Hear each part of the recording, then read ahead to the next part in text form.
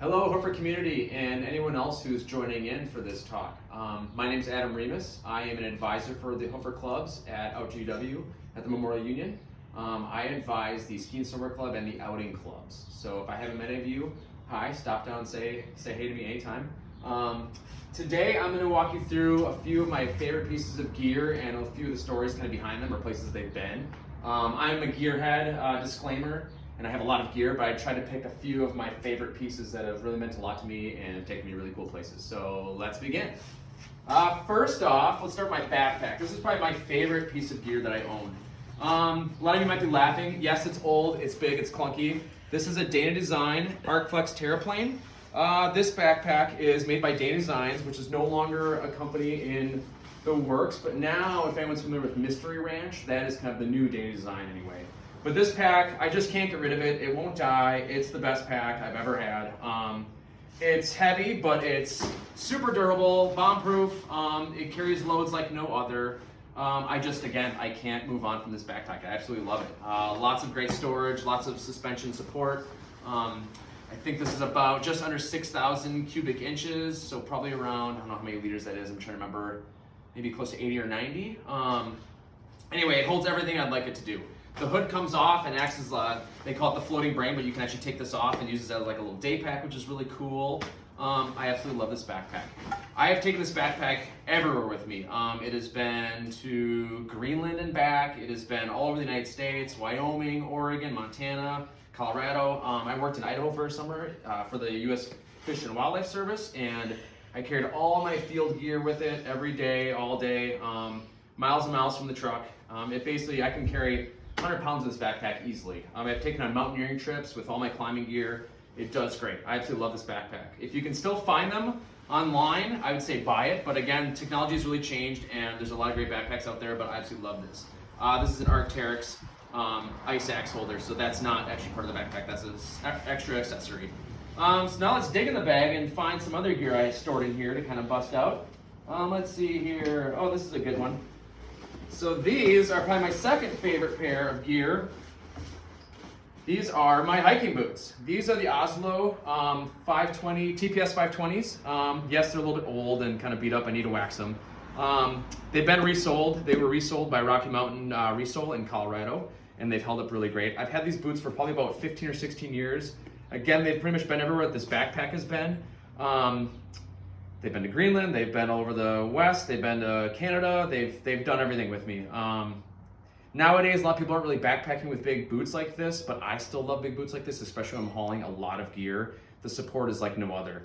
They make these in a Gore-Tex version. These are not Gore-Tex, these are just the standard leather. As long as I keep them waxed and conditioned, they've done great. They've never actually soaked through anything. My feet have always stayed dry, and I absolutely love these boots. So I highly recommend these boots. What else we got here? Let's see. Oh, what's this? How did Elmo get in there? My daughters. Let's see. These are probably my third favorite piece of gear. These are my trekking poles. Trekking poles, I'm one of those people, like maybe many of you, that said, trekking poles? Who uses trekking poles? I don't need to use those. I fell in love with trekking poles years ago. These are the Black Diamond, I forget the name of the model, but they're the Flick Lock. They're highly collapsible, which I absolutely love. So they're great for packing, great for flying, great for touring. This is the snow basket, obviously, so these are convertible. You can take them skiing. I use them for split boarding, and then they have a basket for backpacking as well. But I love the collapsibility of them, how light they are, and they just kind of do one of these. It's a little sticky. Boom, like that, and you can actually adjust this one, which is really cool. Yeah, so it's great. I've taken these everywhere. Pretty much every time I go backpacking or mountaineering, I bring these with, and they are a lifesaver. The reason I really like them is because it really, really does save a lot of energy. Your hips and knees after a long day on the trail will thank you for taking trekking poles. Not for everyone, but I absolutely love them. Yeah, highly recommend trekking poles. Let's see, what else do I have in here? A trowel. Don't know if I need to explain this, but this is a crucial piece of gear. Highly recommend taking a trowel anywhere in the backcountry with you. Nalgene bottle. Who doesn't love Nalgene bottles? Indestructible, lightweight, carries your water. You can do a lot of things with these. This one's glow in the dark, so I really, really like this one. It's a lot of fun. My daughter likes it too because it's glow in the dark. We played with it in the bathroom in the dark. Let's see, what else do I have in here? All right, so I guess moving on to another sport that I am in love with is rock climbing. This is buried in the bottom of the bag. I don't know how that got there. So this is probably my favorite piece of climbing gear. This is the Metolius Mastercam #1, or the little blue. Nice thing about Mastercams is they're highly flexible, so you can place it kind of vertical and horizontals either way. This size in particular I really love because whether you're leading a 5.6 or like a 5.12 at Devil's Lake, it goes in every route basically that I've led. So that's why I really like any climb I take this on. I mean, unless it's like a big off width, you're not gonna really find this piece, but you could. I've taken a couple whippers on this, falls that is, on this piece of gear, and it's just awesome. It's held, yeah, I love this piece of gear. It fits everywhere. It's about the size of your pinky, so you gotta find a crack that's about that size. A little bit smaller than your fingers, but your pinky is just right. So that's the Metolius Mastercam #1. Other piece of rock climbing gear you see behind me, there's a lot of crash pads. I'm a big boulder as well, so I like to just climb the pebbles. But one in particular is my first organic crash pad right here. This one I got in about 2004, 2005, I think. Kate, do you remember? I don't remember.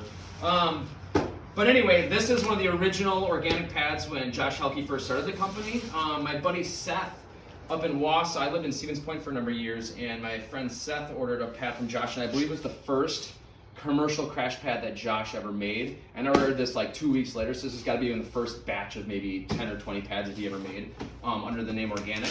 It's old school. It uses Velcro versus now he uses like a hook and closure system. Hook and loop closure system. So the Velcro is still holding up, opens up. Yeah, it's dirty, but again, it's about 15, 16 years old.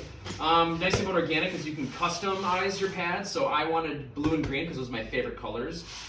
This crash pad has been everywhere with me. Everywhere from Canada, British Columbia to Alabama and everywhere in between. This pad's pretty much been everywhere I've bouldered at. I still take it out regular with me. Anytime the WCA hosts a bouldering competition locally, I'll let people use this pad because it's still great. The foam is still held up. I haven't had to replace the foam.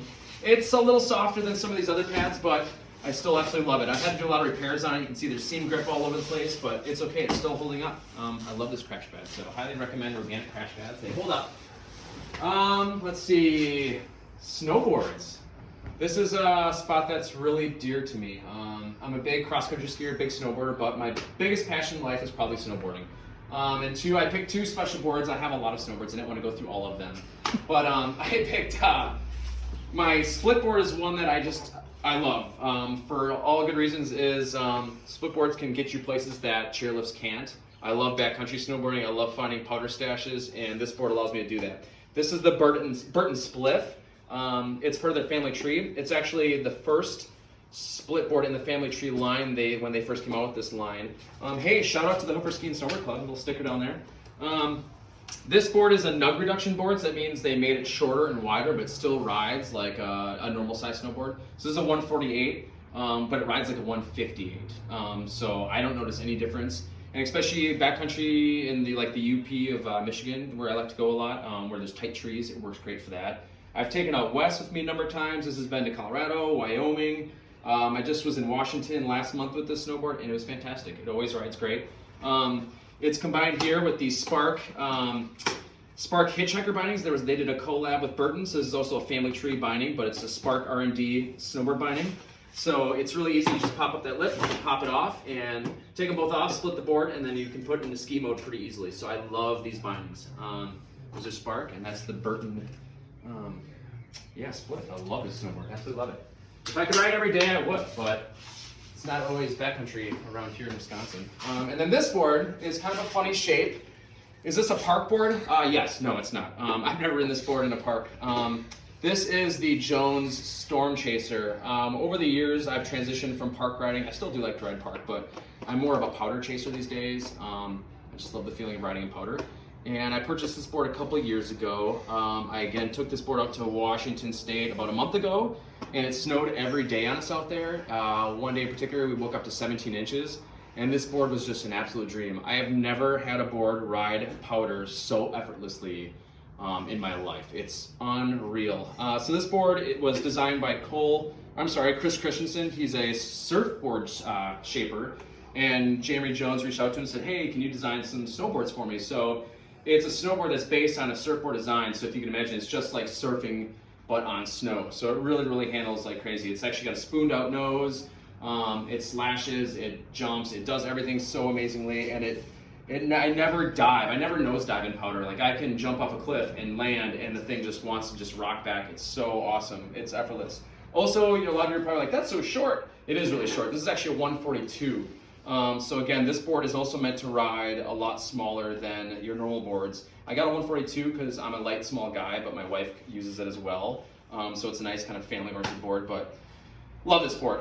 It's got a fishtail or a swallowtail, some people like to say, but it's more of a fishtail. So what that does is just sprays out the snow a lot easier. So again, it goes fast. It actually carves and edges really well. I rode the Focus Bank Slalom race, which is a race out at Tyrrell Basin this year with this board, and actually it was really fun and fast. It was quick and maneuverable through the banks. So it does a lot. Again, it's not a park board. You could take it in park, but it's more that powder, fast carving board. Love this board.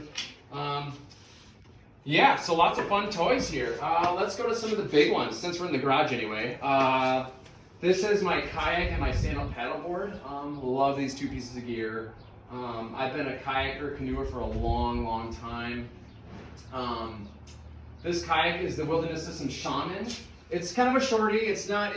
I grew up in the Mississippi River, La Crosse, Wisconsin, so I want a nice boat that handled moving currents and backwaters really well. And this boat is perfect for that. It's rockered really well. It's about, I think it's 12 feet 6 inches long. It has some good storage, so I can do like a nice weekender. I've never done like a week-long trip with this, but I definitely have done a lot of camping in it. But actually, I've also paddled this boat in Lake Superior and Lake Michigan, so it can handle bigger waves or bigger water. Again, I wouldn't recommend this for everyone, but if you have good paddle skills and kind of a know-how, it works great for those kind of conditions. So I love this canoe, or kayak, I'm sorry. I do want to get a canoe though, because now I have a family. My family's growing, so we need to get a canoe. If anyone's selling a canoe, hit me up. And this is my Joby bamboo supboard. This is an 11.6 supboard. It's a tri-fin actually. Works great for big water lakes like Lake Michigan, Lake Superior. Also great for the lakes around here, the Yahara chain of lakes. This board is it's rockered really well, and again it has 3 fins because it's meant to be surfable too. I've actually surfed this in the Midwest, which is pretty awesome. It does well of everything. So it tours really well on flat, calm days, and if it's wakey and surfy and windy, it's fun to take out really well too. I got the bigger size because my wife can ride on it with me too, or my daughter can sit up in the front and we can go on a family paddle. So a lot of fun that way. Those are my fun water sports. Trying to think, am I missing anything, Kate? Oh yeah, my feet. It's kind of cold out today. I really shouldn't be wearing sandals, but I couldn't not have a gear talk and not talk about my Chaco sandals. Chaco sandals, I think, are the best sandals ever made. They're not for everyone. I will say, go to a store and try them on first. Don't just order them online because they don't fit everybody, but they fit my feet really well. They have a really comfortable footbed. They have adjustable straps so you can really tighten them in. And I prefer the toe loop. A lot of people are like, what's with that toe loop? I like the toe loop because when you're hiking or paddling, it just tends to keep your foot from sliding forward and bashing your feet or your toes against rocks or the trail. Man, I can't say enough about Chacos. I've done backpacking trips with these, so many paddle trips. Actually, one of my first trips to the Boundary Waters, I stupidly left my pair of boots by the fire overnight to dry out, and I woke up the next morning and the sole was burned through. Really smart. So I had 4 days left in Boundary Waters, and I have my Chacos as a backup. And they saved me. All the portages, all the long days paddling in and out of the water. Chacos are great, so I can't say enough about them. That's a lot. I hope everyone enjoyed it. I hope I didn't ramble too much. And yeah, I appreciate you coming to my home, my garage I should say, and checking out some of my favorite pieces of gear. Thanks again, Hoofers, for chiming in. And like I said, feel free to stop down at Memorial Union and say hi to us at the OTW offices. Thanks everybody, have a great day.